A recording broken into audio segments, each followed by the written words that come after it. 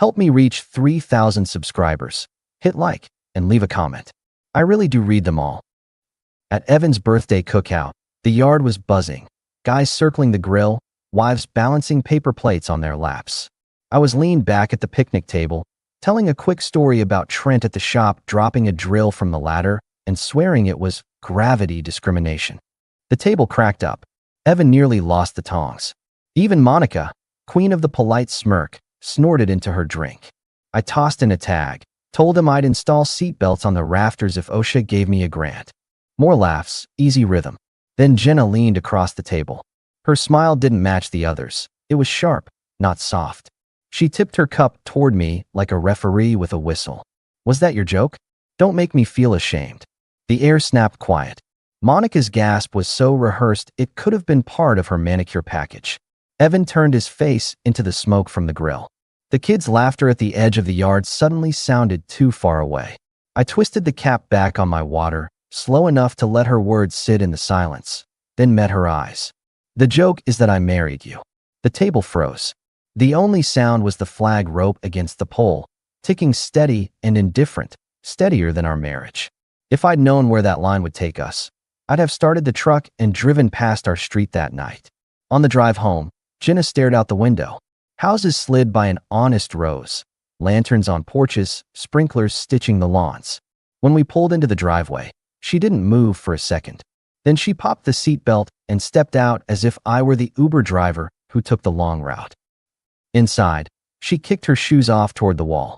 You wanted attention, she said, rifling through the mail I'd sorted earlier. You got it. Not the kind I like, I replied. I hung my keys. You took a cheap shot. I answered it. That wasn't a cheap shot. That was me protecting myself. She flicked a flyer to the trash.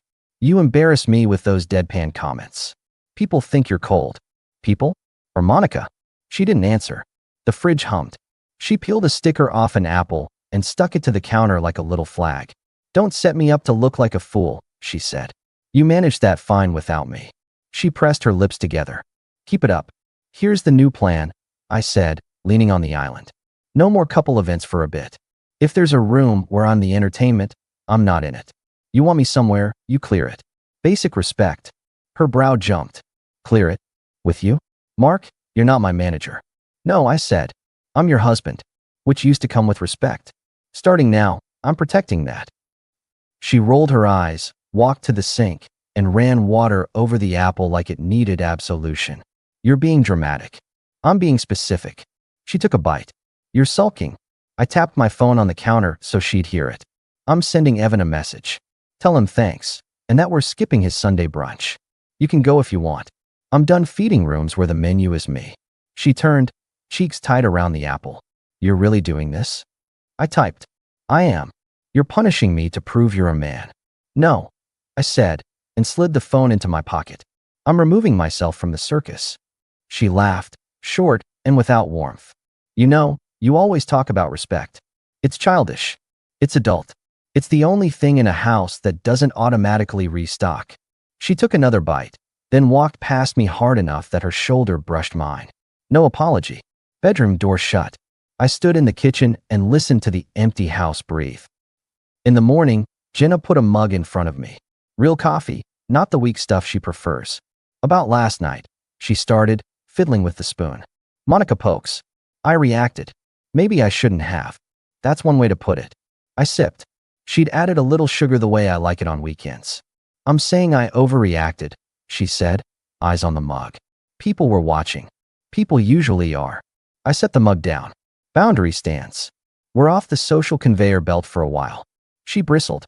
The apology had been as light as a paper napkin, and I just used it to wrap something heavy. I promised Monica we'd help with her fundraiser Saturday. You can help. I'll be at the shop. Her voice went flat. So you're ditching me. I'm choosing where my time goes. I grabbed my lunch bag from the fridge. Shared calendar, Jenna. Use it. She followed me to the door. Don't make this a power struggle. Don't make me an audience. I shot back, not raising my voice. I stepped outside without waiting for the last word. I've learned the last word costs extra. My crew was already at the shop when I arrived. We build custom storage, garages, closets, workshops. Actual order, unlike the home I left. Renee, my project manager, has a voice that could cut rope and eyes that miss nothing. You look like you slept on a couch, she said, flipping through the day's install sheets. Worse, I replied. I slept next to sincerity. She grinned. What did you do? Cut our social schedule for a bit. Ah, she said. Good. She treats you like a contractor who underbids. Renee isn't sweet. She's accurate. At lunchtime, Jenna walked into the shop with a bag of takeout. She'd texted, swinging by with food, like we were a cheerful sitcom.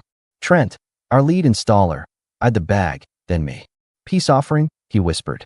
Round one, I muttered. She set the bag on my drafting table and kissed my cheek like cameras were rolling. Thought you'd be hungry, she chirped. Her tone was 2 parts hostess, 1 part press release. Thanks, I said, picking up a sandwich.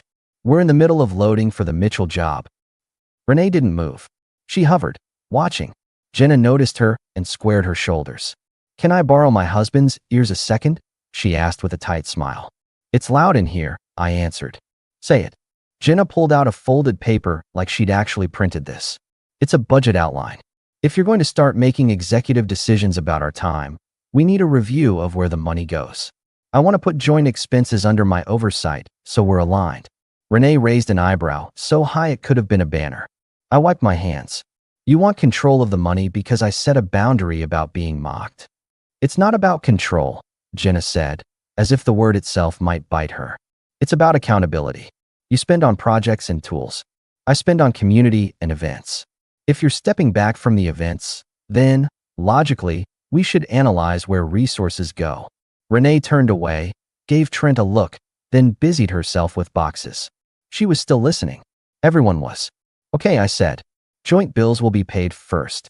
Mortgage, utilities, groceries. Everything else. Separate. You handle your social world, I handle my shop and hobbies. No subsidizing disrespect. Jenna blinked. I didn't say separate. I did. I pulled out my wallet and slid the joint card she mostly used across the table. This one gets shut off today. I'll open a fresh account for household expenses only. You'll get a card for that. You want a fundraiser table or yoga package or whatever you're chasing this week. Your call, your card. Renee, still pretending to read a checklist, smirked like a proud aunt. You're punishing me, Jenna whispered. I'm balancing the equation, I replied. You wanted a review. Here's the review. Respect in, resources move. Respect out, resources stand still. Trent coughed into his fist and walked a few feet away to check a drill he'd already checked twice. Jenna looked at the shop, the organized shelves, the neat rows of bins, the clock with sawdust on the hands. None of this environment matched what she was trying to sell. I brought you lunch, she said quieter. I'm eating it, I answered and took a slow bite. Anything else? Her face softened. I'll cancel Monica's brunch invite, she said, like she was donating a kidney. Cancel yours if you want. Mine's already done. Back home that evening, Jenna set the table like a magazine spread. Real napkins, not the usual paper. She played old soul music, something we both used to enjoy before we meant you attend my things and nod on cue.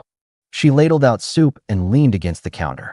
You working late? She asked, voice careful. Done for the day. Good. She smiled, not the sharp kind. I went through our pantry. I'm planning actual meals this week. You were right about the takeout. I didn't say anything about takeout. You thought it, she said, and tossed her hair. I can tell. I sat. She served. No knives out. A picture of domestic quiet, so clean it felt rented. Halfway through, she slid a small envelope across the table. Handwritten, for your deck presentation. I opened it. Inside, a crisp, one-page checklist she'd made. Fonts, formatting, the business points I always forget because I focus on the build. It was good. I looked up. Thanks, I said. Helpful. I want you to win, she replied, eyes wide. I believe you want something, I said. I kept my tone even. We'll see if it overlaps with me winning. That night we watched the news in the den. It felt almost normal. When she leaned her head on my shoulder, I let it rest there. 10 minutes later, my phone buzzed. Evan, you good? Monica told Jenna you humiliated her. She's spinning it. I typed back. I'm fine. Bowing out of group stuff for a bit. Evan sent a thumbs up and a do what you need. The next week, at Evan's Auto Bay, he runs a little side operation repairing neighbors' cars as a hobby. Jenna arrived with Monica and a plastic box full of flyers. Evan tossed me a wrench and nodded toward the pair. Monica's voice carried. We figured we'd catch the guys here. Real captive audience. What's the pitch today? I asked, wiping grease off my fingers. Monica lifted a flyer like she was holding a trophy. A couple's night I'm hosting. Interactive. Icebreakers, honesty prompts. Jenna and I are facilitating. Evan snorted. Facilitating what exactly? Growth. Monica said, slow like we were hard of hearing. We're done with outdated dynamics. We're building something new. Jenna put a hand on Monica's arm. We're keeping it light, she said to me. It's for fun. Who's the curriculum for? I asked. You keep pointing it at men. Because you need it, Monica shot back. Women have been doing the emotional work. Evan glanced at me. Then at the brake pads he was pretending to inspect. He didn't want to be in the middle. That was fine. I didn't need a cavalry. I'm not attending, I said. And Jenna, neither are you on my behalf. Stop signing me up for your projects. Jenna frowned. You're taking this too personally. It's literally personal. Mark, Monica chimed in. This resistance is exactly what we help with. I tossed the rag into the bin. Here's some resistance for your workbook. I'm not a workshop.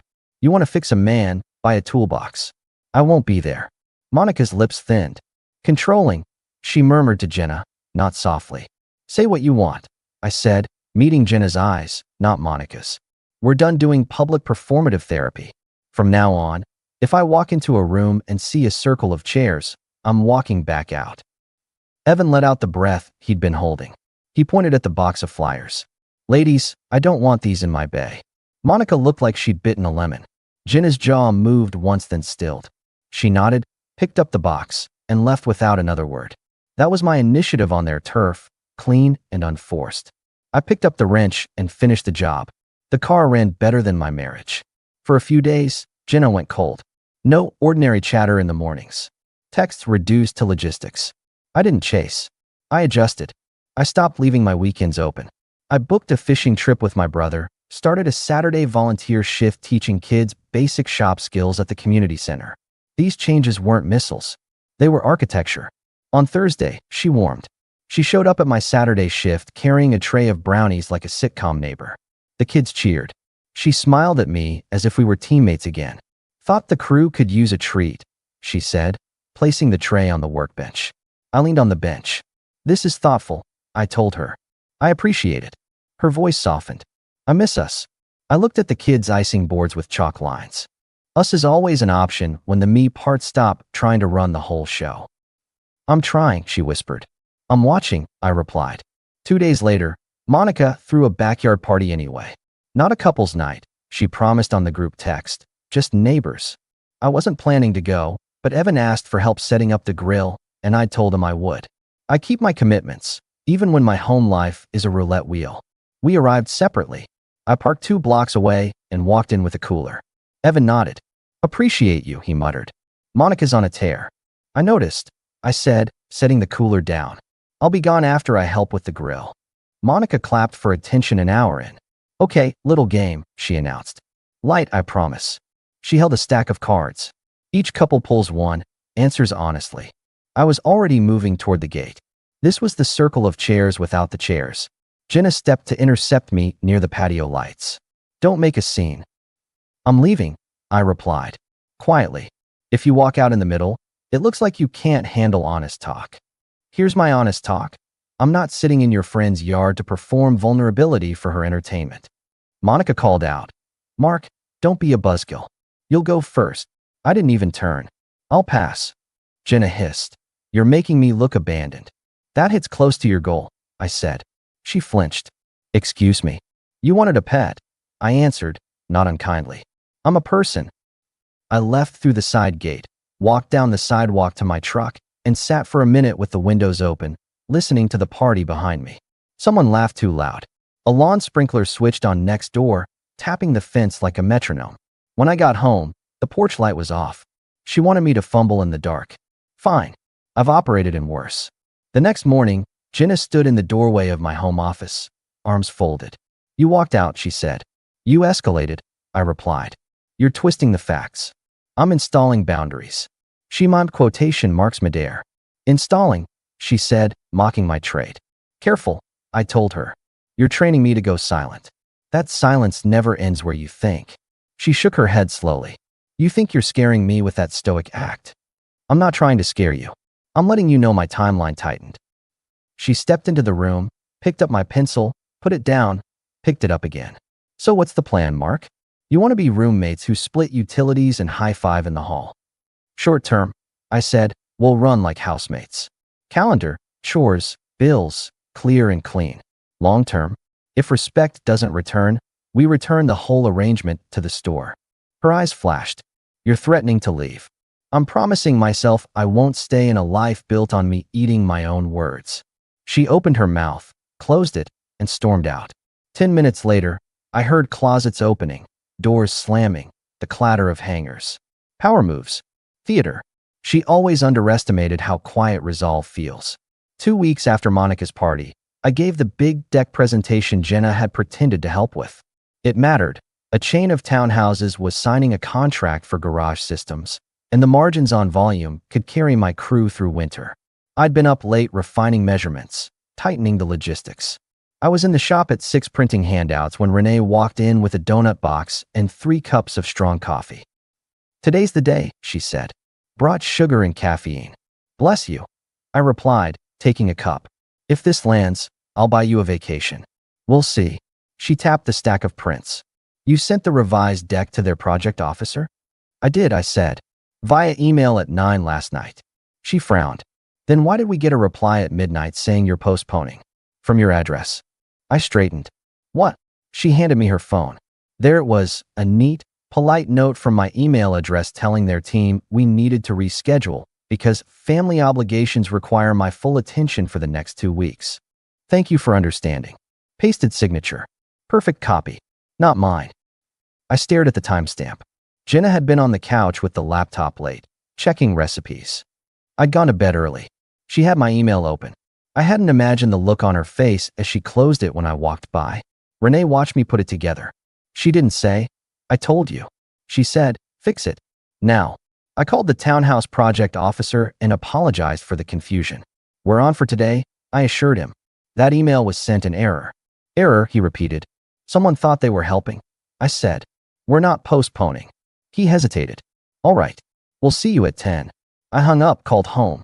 Jenna answered on the second ring like she'd been waiting. You canceled my presentation, I said. I rescheduled, she replied. It was for your own good. You've been burned out. You don't see it. You signed my name. You needed sleep. You can push 1 week. We don't push as a performance. You act like everything is a crisis, she said. I set a boundary. Family comes first. That wasn't your boundary to set. Silence on her end. Then, you're welcome for the dinner last week. For the brownies for the kids. For the budget review. I'm trying to be involved. You shut me out. I let the quiet land. You wrapped control in pretty paper, I said. It's still control. Don't sign my name again. Not to friends. Not to clients. Not to my life. You're ungrateful. I'm done arguing. I'm giving you information. Today I give the presentation, and I'm stopping by the bank after. Separate accounts go live. If you need something household related, you'll have a card. Everything personal to you. Handle it. You've already decided, she said flat. You decided when you hit send. I hung up, walked into the shop floor, and told Renee, we're on. But this is the last week of shared fog. I'm changing the weather. The presentation landed. The townhouse team shook hands, said professional things that meant yes, and the contract arrived 3 days later. We pivoted into production mode. I came home humming and found the living room rearranged. Chairs in a circle, a flip chart on a stand, markers, a tray of snacks, Monica at the whiteboard, Jenna in a floaty blouse she reserves for rehearsed sincerity. Surprise, she said, like the word wouldn't poison the moment. What is this? I asked, no question mark in my voice. A reset, Monica sang.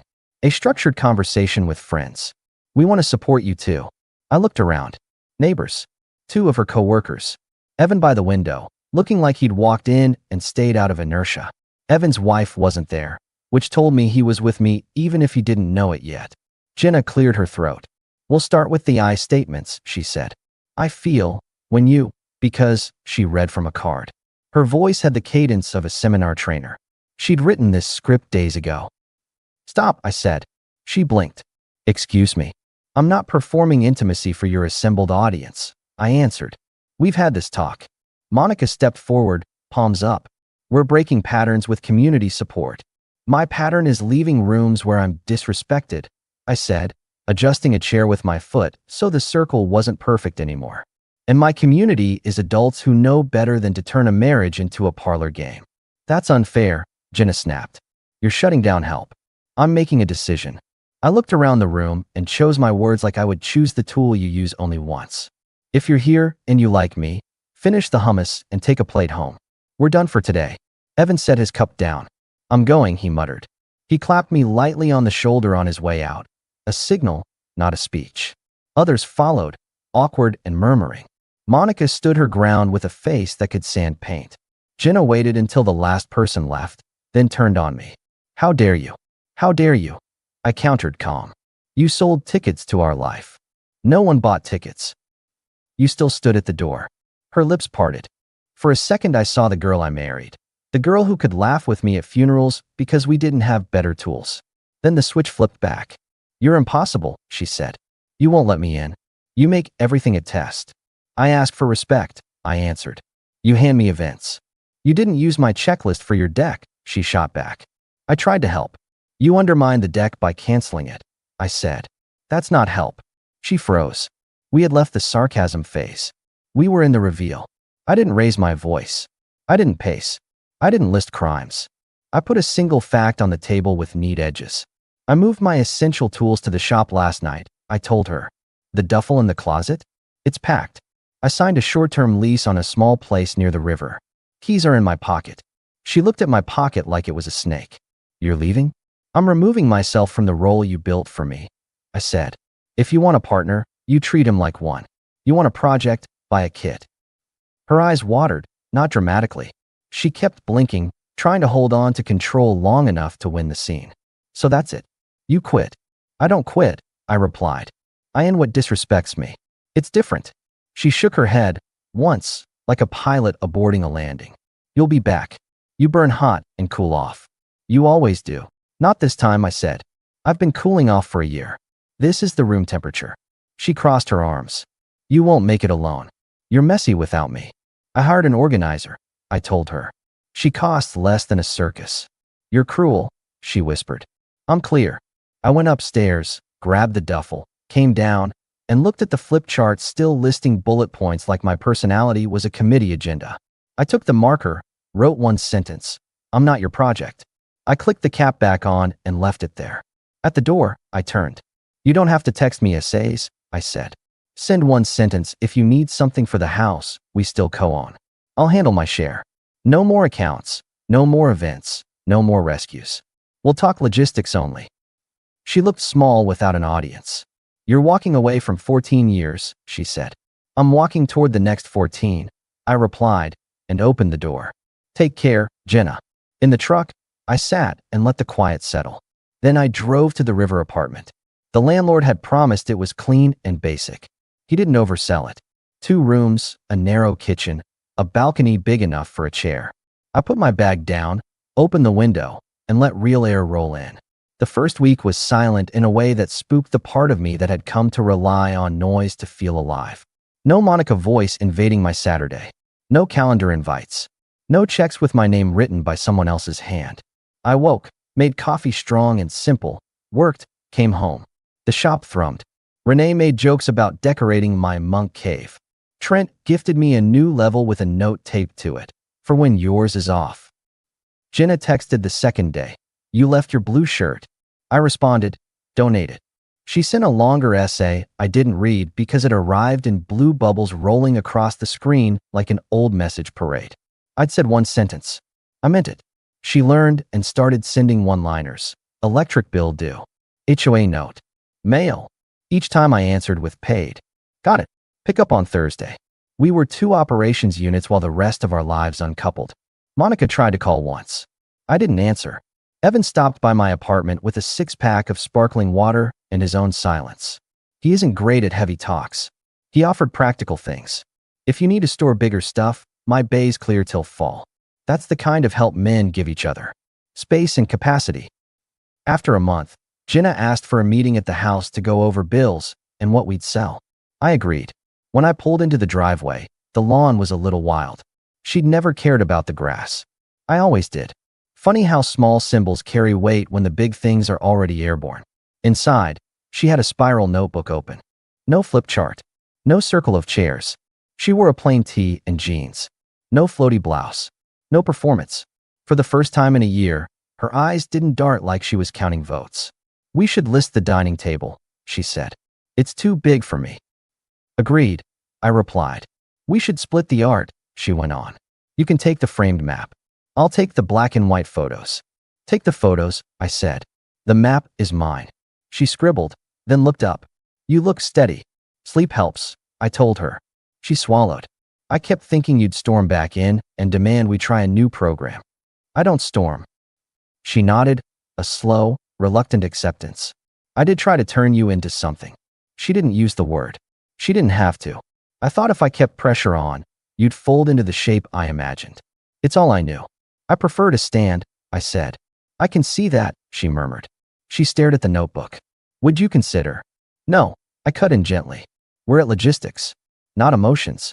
She breathed out, small and tired. "Okay." We sold the table. We split the art. We agreed on a number for the house.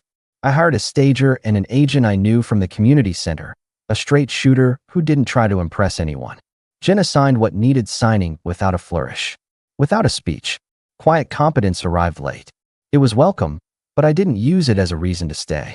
Illusions have an expiration date if you keep your eyes open. Closing day came. We met in a bland office that smelled like lemon cleaner and formal decisions. She wore that floaty blouse again. I wore a plain shirt. We joked about the hard water spots in the old bathroom. It was almost friendly. When the keys transferred and the papers were stacked, she looked at me. "You're sure?" she said. Not a plea. A confirmation. "I'm sure," I said. "You'll do fine." "I don't feel fine." "You'll get used to it." She picked up her bag. "We made a good run," she said. "We did," I agreed. "Take care, Jenna." Outside, the sun hit my face like a truth I could use. I drove not to the apartment, but past it, to a street where a small house sat with a simple yard that needed a man who likes grass. The porch had a swing. The garage had exactly the bones I always wanted to build into a shop. I'd closed on it 2 days before. No circle of chairs to christen it. 6 months later, the shop had a waiting list. The townhouse contract led to 2 more, and the volunteer program brought in apprentices who beat half my hired guys on enthusiasm. Renee ran the schedule like an air traffic controller and had me out of the building by 6 most days whether I liked it or not. I bought a used pickup that would make my father nod. On Friday nights, I grilled in my backyard while a couple of neighbors wandered over with lawn chairs and stories about their week that didn't require a moderator. I met Dana at the community center, a teacher with a dry laugh and a fast mind who didn't try to finish my sentences. We started with coffee on a Wednesday, then added a Saturday hike. When she came to see the garage build, she didn't tell me where to put the shelves. She asked why I liked certain designs and listened to the answer. That's a strange kind of wealth. Time not spent defending your own shape. People asked about Jenna. I didn't give them chapters. I gave them facts. She found a rental near her work. I'd say. She's doing more events than ever. Monica's still around. They hosted a series. Fewer people come now. Maybe everybody got tired. I heard through a neighbor that Jenna tried a reset with a new circle and found out people will clap for you until their hands get sore. Then they go home and you still have the same mirror. She picked up extra hours at a boutique, stepped down from a volunteer position because she didn't have the bandwidth. Life will draw its own boundaries if you don't. Once, in the grocery store, I turned down an aisle and there she was. She smiled small. I nodded. She reached for a box of crackers and, without thinking, handed me the one behind it, like we used to do when one was dented. Old habits, 2 seconds long. We didn't chat. We didn't walk memory lane. We stood like regular people near the cereal, and then we moved on. That's what adulthood looks like when you've done the heavy lift. A year after the cookout, Evan hosted another one. He asked if I could help with the grill. I showed up with a cooler and a bag of seasoning. Dana came with me and set down a salad that my old crowd would have mocked because they don't know how to handle green without ranch. People laughed at stories that didn't require me to be the punchline. Monica passed by and nodded like she finally understood there are some men who don't line up for re-education no matter how slick the sign-up sheet. Late, when the lanterns buzzed and kids chased each other with glow sticks, Evan leaned on the fence next to me. "You look good," he said, straightforward. "Feels like I built something level," I answered. He nodded. "She ever?" He didn't finish. "She's fine," I said. "So am I." He took a swallow from his bottle of water and looked at the yard. "Monica tried to get me to do a couple's night again," he confessed. "I told her I was unavailable forever." "Good boundary," I said. "We clinked plastic cups because men need ceremonies too, just quieter and with less glitter." When we got home, Dana ran a hand along the porch railing I'd sanded the week before. "Straight," she said. "Straight," I agreed. I closed the door behind us and stood in my entryway, in a life that felt like mine down to the screws. My old house had been louder. This one carried a different sound, light, ordinary costs of peace. The kind you pay once in a while with a hard conversation and then get change back for years. If I learned anything in that year, it's this: some people don't want a partner. They want a shape that fits their grip. You can let them sand you down until you slide right in, or you can keep your edges and find the door. When I walked out, I didn't slam it. I left it where it was, attached to a house that wasn't safe for me. Jenna sent a final message months ago, around winter. "I'm okay," it read. "I'm seeing things clearer." I didn't ask for details. I wrote back, "Good." No period. No extra. I meant it. I want her fine. I want me better. That's not bitterness. That's balance. There's a difference between a joke and a punchline. That night at Evans, I learned which one I'd been in our house. I don't do stand-up anymore. I build things. My life, my shop, my yard, the small circle of friends who don't need facilitators to tell them how to act. When the night gets quiet and the flag rope ticks against the pole, it's a sound I can live with. And when someone tries to hand me a card with a script